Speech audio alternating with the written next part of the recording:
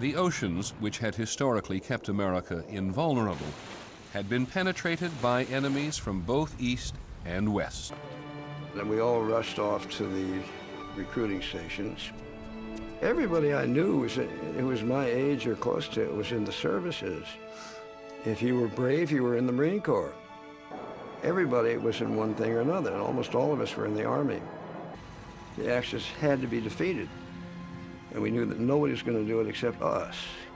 Volunteers and draftees shed their civilian identities in basic training camps that united grocers from Kansas with mechanics from Monterey and bookkeepers from Brooklyn. Within 6 months, many would be sent to battlefields around the world, leaving behind parents, wives, and children. We got married, and then he enlisted. His goal was to be a pilot on a B-24, and he achieved it. He was commissioned as a second lieutenant. He got his wings the same week his son was born. We were taught when your husband becomes an officer, you're an officer's wife. And you do not show any emotions when they go overseas. You hold it back no matter what, no crying. And we did that.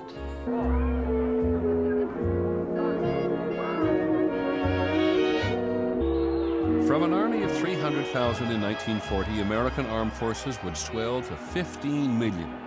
At the beginning of the war, there was considerable fear that these hastily assembled citizen soldiers could hold their own against a highly trained and heavily equipped enemy.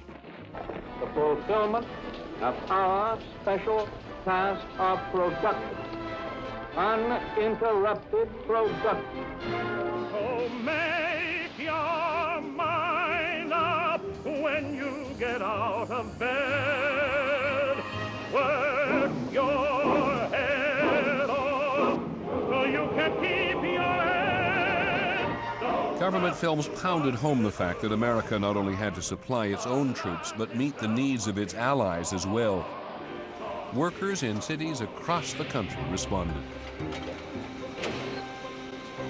During the war at night, the mills would be going full blast, and the sky would pulse red with the blast furnaces going off.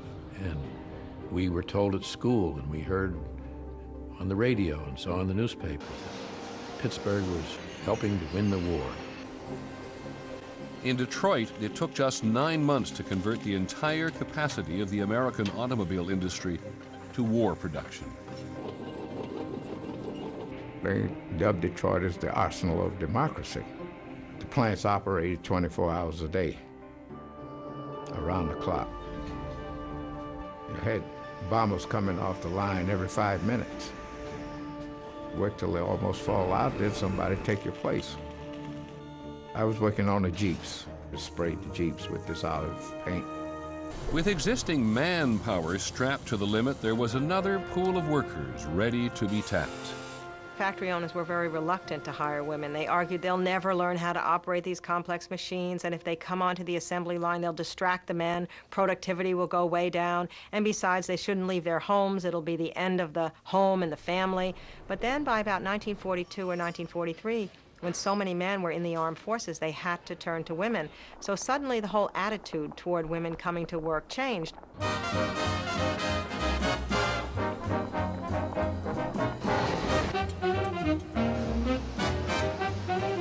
Between 1940 and 1944, the number of women in war-related industries rose 460% to a high of 19 million, a full third of the entire civilian workforce. Half of those women were wives and mothers who had never held jobs before. In Boeing's Seattle plant, half the workers were women. In just 4 years, they turned out over 12,000 B-17 bombers. They call it the Flying Fortress. Most awesome plane. Oh, what a feeling of accomplishment. Even if you only did the riveting and on part of it, they couldn't have done it without you. I became an ABS welder, top of the line. I wore a leather suit. I had a helmet with glasses through it. I pulled this down, I could see through the glass in the helmet. I had a acetylene torch to join pieces of steel together. I was determined that I was going to build ships to show Japan that we would hit back.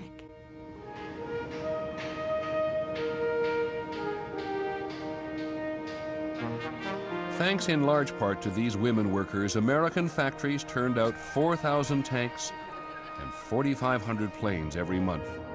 And ships, which used to take 1 year to assemble, were now being completed in 17 days.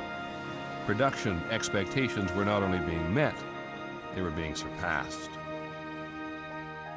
There was this thing called the war effort, and it took on a life of its own. You had to be doing something for the war effort. Lights out up there! My father was an air raid warden, and when Patrick Joseph Shine said on Leicester Street in his rich Irish tenor voice, "Lights out," the damn lights went out all over the neighborhood. Name, please. Bud Abbott. Costello's mine. You don't understand. Hollywood stars left stateside did their part too, becoming pitchmen for war bonds. Bond.